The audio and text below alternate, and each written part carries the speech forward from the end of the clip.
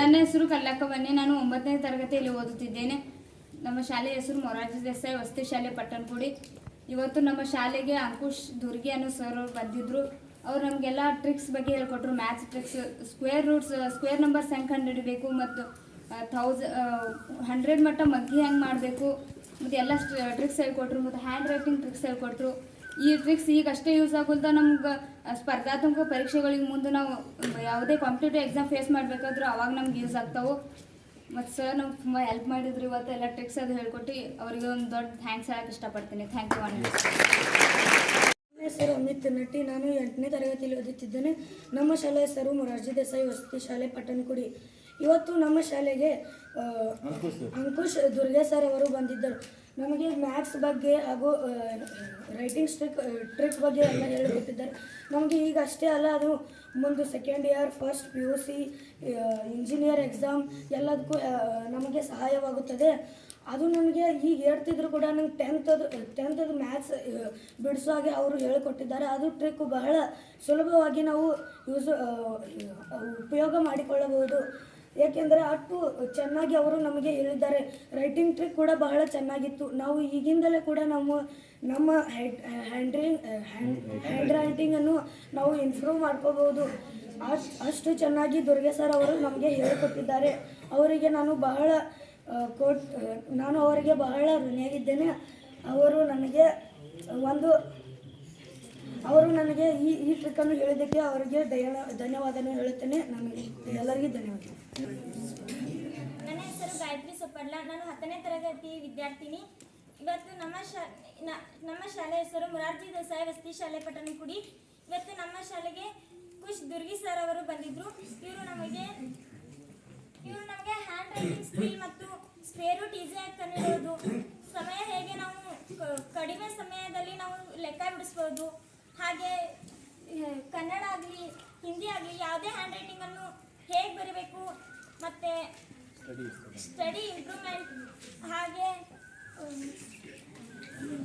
ಮಗ್ಗಿಗಳನ್ನು ಎಲ್ಲಿವರೆಗೂ ನಾವು ಹೇಗೆ ಈಸಿಯಾಗಿ ಮಗ್ಗಿಗಳನ್ನ 100ವರೆಗೆ ನಾವು ಹೇಳ್ಬೋದು.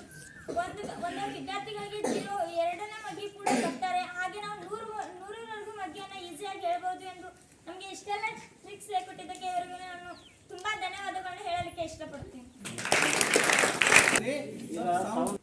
ನನ್ನ ಹೆಸರು ರಾಶಿ. ನಾನು 6ನೇ ತರಗತಿಯ ವಿದ್ಯಾರ್ಥಿನಿ. ನಮ್ಮ ಶಾಲೆಯ ಹೆಸರು ಮೊರಾರ್ಜಿ ದೇಸಾಯಿ ವಸತಿ ಶಾಲೆ ಪಟ್ಟಣಕುಡಿ. ಇವತ್ತು ನಮ್ಮ ಶಾಲೆಗೆ ಅಂಕುಶ್ ದುರ್ಗಿ ಸರ್ ಬಂದಿದ್ರು.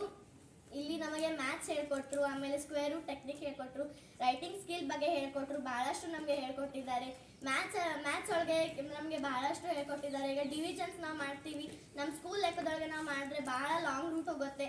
ಮತ್ತು ಸರ್ ಹೇಳ್ಕೊಟ್ರು, ಈಗ ನಾವು ಕಾಂಪಿಟೇಟಿವ್ ಎಕ್ಸಾಮ್ ಬರಿತೀವಿ, ಇಂಜಿನಿಯರಿಂಗ್ ಎಕ್ಸಾಮ್ ಬರಿತೀವಿ, ಅವಾಗ ಸ್ಕೂಲಲ್ಲಿ ಹೇಳ್ಕೊಟ್ಟಿರೋಂಥ ಡಿವಿಷನ್ ಲೆಕ್ಕ ಮಾಡಿದ್ರೆ 1 ಮಾರ್ಕ್ಸು ಬರೋದಿಲ್ಲ ಅಂತ ಅವರು ನಮಗೆ ವೇದಿಕ್ ಟೆಕ್ನಿಕ್ ಹೇಳ್ಕೊಟ್ರು.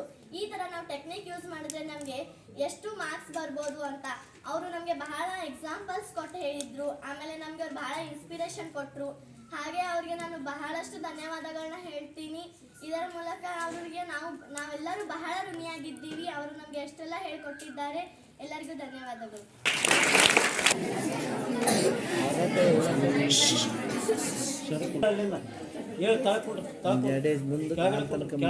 ನೋಡು ತನಕ ಹೋಗಿ ಈ ಸೈಡ್ದಿಂದ ಹೋಗು. ಹಂಗ ಕಟ್ ಮಾಡಬೇಡ ಕಟ್ ಮಾಡಬೇಡ ಸ್ಲೋಲಿ.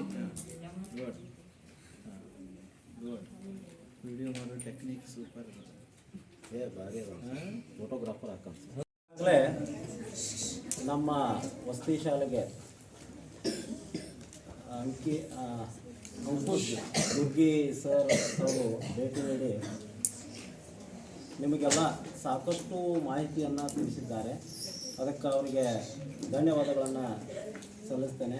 ಕಾರಣ ಏನಪ್ಪ ಅಂತಂದ್ರೆ ಇವತ್ತಿನ ದಿನದಲ್ಲಿ ಮುಖ್ಯವಾಗಿ ಕಲಿಕೆಯಲ್ಲಿನ ವಿಧಾನಗಳ ಕುರಿತಾಗಿ ಅವರು ಹೇಳಿದಂಥ ವಿಷಯ ನಿಮಗೆಲ್ಲರಿಗೂ ಇವತ್ತು ಮನವರಿಕೆ ಆಗೈತೆ ಅಂಥೇಳಿ ನಾನು ನಂಬ್ತೇನೆ.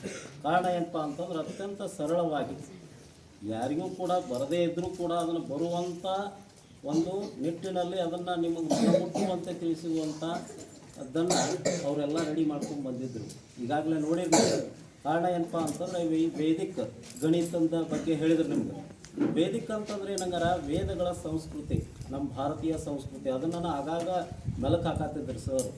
ನೀವೆಲ್ಲ ನೋಡಿದಂತೆ ಏನಪ್ಪ ಅಂತಂದ್ರೆ ಅದು ನಮ್ಮ ಸಂಸ್ಕೃತಿ, ಇಡೀ ಜಗತ್ತಿನಲ್ಲಿ ಎಲ್ಲೂ ಕೂಡ ಸಿಗದಂತಹ ಒಂದು ಸಂಸ್ಕೃತಿ ನಮ್ಮದು. ಹೆಮ್ಮೆ ನಾವು ಪಡಬೇಕೆಲ್ಲರೂ. ಕಾರಣ ಏನಪ್ಪ ಅಂತಂದ್ರೆ ನಾವು ಭಾರತೀಯರು, ಅದು ಭಾರತದಲ್ಲಿ ಅಷ್ಟೇ ಸಿಗಾಕ ಸಾಧ್ಯ.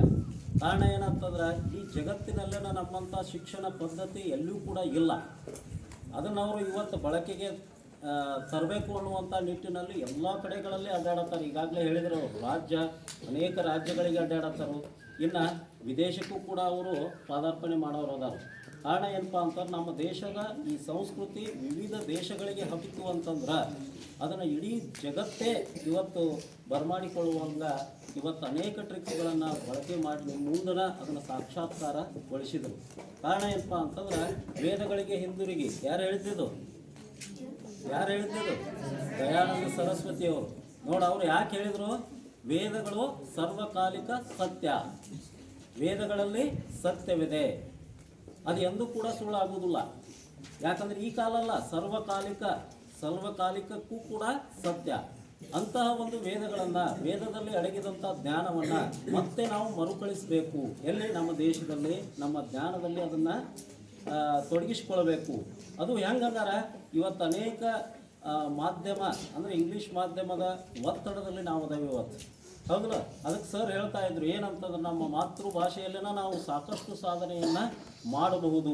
ಅದಕ್ಕಾಗಿ ನಾವು ಅವರು ಕುಳಿತು ಮಾತಾಡೋದ್ನಾಗ ಹೇಳಿದ್ರು ಅವರು, ನಮ್ಮ ದೇಶದ ಈ ಮಾತೃಭಾಷೆಯ ವ್ಯವಸ್ಥೆ ಇವತ್ತು ಏನಾಗೈತಿ ಅಂತಂದ್ರೆ ಅಧೋಗತಿಗೆ ಇಳಿದೈತಿ. ಅದನ್ನು ನಾವು ಮತ್ತೆ ತರಬೇಕು. ಕಾರಣ ಏನಪ್ಪ ಅಂತಂದ್ರೆ ಎಲ್ಲ ಕಡೆಗಳಲ್ಲಿ ಇಂಗ್ಲೀಷ್ ಒತ್ತಡ ಆಗೈತಿ. ಅದಕ್ಕಾಗಿ ನಾವು ಏನು ಮಾಡ್ಬೇಕಂಗಾರ ಅದನ್ನು ನಾವು ನಮ್ಮ ಮಾತೃಭಾಷೆಯಲ್ಲಿನ ಸಾಕಷ್ಟು ಸಾಧನೆಯನ್ನು, ಬೇಕಾದಷ್ಟು ಸಾಧನೆಯನ್ನು ಮಾಡ್ಬೋದು. ಅಂತಹ ಟ್ರಿಕ್ಸ್ಗಳನ್ನು ಹೇಳಿಕೊಟ್ರು. ಅದೇ ರೀತಿಯಾಗಿ ಏನಪ್ಪ ಅಂತಂದ್ರೆ ಬರವಣಿಗೆ ಕಲೆ ಅನ್ಬೋದು. ಆಮೇಲೆ ಲೆಕ್ಕಗಳನ್ನು ನೋಡೋ 10th 1ನೇ ಪಾಠನ ಹೇಳಿದ್ರು, ಹೌದಲ್ಲ? ಆ 1ನೇ ಪಾಠದಲ್ಲೂ ಕೆಲವೊಂದು ಲೆಕ್ಕಗಳನ್ನು ಒಂದು ಮಾದರಿಯಾಗಿ ಕೊಟ್ಟರೆ ನಿಮ್ಗೆ ಎಷ್ಟು ಸಂತೋಷ ಅನ್ನಿಸ್ತು. ನೀವೇ ಬಿಡಿಸಾಕತ್ತೀರಿ. ಸರ್ ನನಗೆ ಹೇಳೇ ಬಿಟ್ಟಿದ್ರು, ಸರ್ ನಾ ಬಿಡಿಸೋದಿಲ್ಲ, ನಿಮ್ಮ ಮಕ್ಕಳನ್ನ ಬಿಡಿಸ್ತಾರೋ. ಅದು ನಾ ಇದ್ದಾಗನ ಅಲ್ಲಿಂದ ಅಲ್ಲೇ ಮಾಡೇ ತೋರಿಸ್ತಾನೆ ಇದನ್ನು ಅಂತಂದಿದ್ರು. ಅಲ್ಲಿಂದ ಹೇಳಿ ಕರ್ಕೊಂಡು ಬಂದರು, ಅದನ್ನು ಮಾಡೇ ತೋರಿಸಿದ್ರು. ಅಂಥ ಒಬ್ಬ ಅನೇಕ ಏನಪ್ಪ ಅಂತಂದ್ರೆ ಇಂಥವ್ರು ನಾವು ಕರೆಸ್ಕೊಂಡ್ರೂ ಕೂಡ ಬರದಂಥ ಸ್ಥಿತಿ ಇವತ್ತು. ಆದರೆ ತಾವಾಗಿನ ಬಂದು ನಿಮಗೆಲ್ಲ ಏನಂತಂದ್ರೆ ಹೆಲ್ಪ್ ಆಗಲಿ ಅನ್ನುವಂಥ ಉದ್ದೇಶದಿಂದ ಇನ್ನೂ ಸಾಕಷ್ಟು ಶಾಲೆಗಳನ್ನು ಅಡ್ಡಾಡಲಿ, ನಮ್ಮ ದೇಶದ ಈ ಸಂಸ್ಕೃತಿಯನ್ನು ವಿದೇಶಕ್ಕೂ ಕೂಡ ಅವ್ರು ಹಬ್ಬಿಸಲಿ ಅನ್ನುವಂಥ ಒಂದು ಸಂಗತಿಯನ್ನು ನಿಮ್ಮೆಲ್ಲರ ಮೂಲಕ ಅವರಿಗೆ ನಾನು ಕೂಡ ಧನ್ಯವಾದಗಳನ್ನು ಅರ್ಪಿಸ್ತೇನೆ. ಕಾರಣ ಕಾಣುವುದಿಲ್ಲ. ಅದಕ್ಕೆ ಸಾಕ್ಷಿ ಎಂಬಂತೆ ತಮ್ಮ ಹೆಣ್ಣು ಮಕ್ಕಳು ಮೂರು ಜನ ಹೆಣ್ಣು ಮಕ್ಕಳು. ಈಗಾಗಲೇ ಏನಂತಂದ್ರೆ ನಾ ಹಿಂದಿನ ಸ್ಕೂಲ್ದಲ್ಲೇನ ಬಂದಿದ್ರು 8 ವರ್ಷದ ಹಿಂದೆ ಭೇಟಿಗಿದ್ದು ಸರ್. ನಾನು ಗೊತ್ತಿಡ್ಲಿಲ್ಲ ನಾನು ಗೊತ್ತಿಡ್ಲಿಲ್ಲ ಮೊದಲಕ್ಕ. ಅದ್ರ ನಂತರದಲ್ಲಿ ಅವ್ರು ಕೇಳಿದ್ದು ನಾನು ಮಲ್ಲಾಪುರ PGಗೆ ಬಂದಿರೇನ್ರಿ ಅಂತ ಹೇಳಿ. ಅವಾಗ ಅವ್ರು ಹೇಳಿದರು. ಕಾರಣ ಏನಪ್ಪ ಅಂತಂದ್ರೆ ಹಿಂದಿನ ನೆನಪು ಅವ್ರಿಗೂ ಕೂಡ ಬಂತು. ನಾ ಮೆಸ್ ಹಾಲ್ದಾಗನ ಎಲ್ಲ ಹುಡುಗರನ್ನ ಹಿಂಗೆ ಕುಂಡ್ರಿಸಿ ಸರಿಂದ ಗೈಡೆನ್ಸ್ ಮಾಡಿದ್ದು ಅವಾಗನೂ ಕೂಡ. ಅವಾಗ ಒಂದು ಬುಕ್ ತಂದಿದ್ರು ಅವರು, ಗ್ರಾಮರ್ ಬುಕ್. ಸ್ವತಃವಾಗಿ ಎಷ್ಟೋ ಬುಕ್ಗಳನ್ನು ಬರ್ತಾರೆ ಸರ್ ಗ್ರಾಮರ್ಗೆ ಸಂಬಂಧಪಟ್ಟಂಗೆ, ಇಂಗ್ಲೀಷ್ ಗ್ರಾಮರ್ಗೆ ಸಂಬಂಧಪಟ್ಟಂಗೆ. ನೀವು ಕೂಡ ನಿಮ್ಮ ಕಡೆ ಅಂದರೆ ಇಂಟ್ರೆಸ್ಟ್ ಅನ್ನೋಕ್ಕಿಂತ ಏನಪ್ಪ ಅಂತಂದ್ರೆ ಅದನ್ನ ಒಂದು ತೆಗೆದು ಇಟ್ಕೊಂಡ್ರಿ ಅಂತಂದ್ರೆ ನೀವು ಸಾಕಷ್ಟು ಸಾಧನೆಯನ್ನು ಮಾಡ್ಬೋದು. ಎಲ್ಲಿ ಅಂತಂದ್ರೆ ನೀವು ಇಂಗ್ಲೀಷ್ ಮೀಡಿಯಮ್ದವ್ರು ಮುಖ್ಯವಾಗಿ, ಹೌದಲ್ಲ? ಇಂಗ್ಲೀಷ್ ಜ್ಞಾನ ಇನ್ನೂ ಹೆಚ್ಚಿಗೆ ಆಗಬೇಕಂತ ಹೇಳಿ ಅತ್ಯಂತ ಸರಳವಾಗಿ ತಿಳ್ಕೊಳ್ಳುವ ಮಟ್ಟಿನಲ್ಲಿ ಅವರು ಏನು ಮಾಡಿದಾರೆ ಅಂತಂದ್ರೆ ತಾವು ಸ್ವತಃವಾಗಿ ಬರ್ತಾರೆ. ಬೇಕಾದವರು ನೀವು ಆಸಕ್ತಿ ಇದ್ದವರು ಅವ್ರ ಕಡೆ ತೆಗೆದುಕೊಳ್ಬೋದು. ಇವತ್ತಿಲ್ಲ ಅಂತಂದ್ರೂ ಕೂಡ ನೆಕ್ಸ್ಟ್ ಟೈಮ್ ಮತ್ತೊಮ್ಮೆ ಕರ್ಸೋರು ಆ ಟೈಮ್ದಾಗಾದರೂ ತೆಗೆದುಕೊಳ್ಳುವಂತ. ಹೌದಲ್ಲ? ಮತ್ತೊಮ್ಮೆ ನಿಮ್ಮೆಲ್ಲರ ಪರವಾಗಿ ಅವರಿಗೆ ತುಪ್ಪು ಹೃದಯ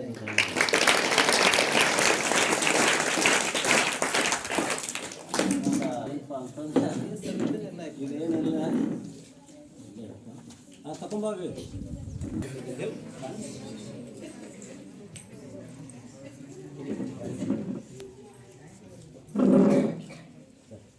ಕಾಣಿಕೆ ಇದೆ. ಒಂದು ಸಣ್ಣ ಕಾಣಿಕೆಯನ್ನು ಅರ್ಪಿಸೋದು ನಿಮ್ಮ ಪರವಾಗಿ.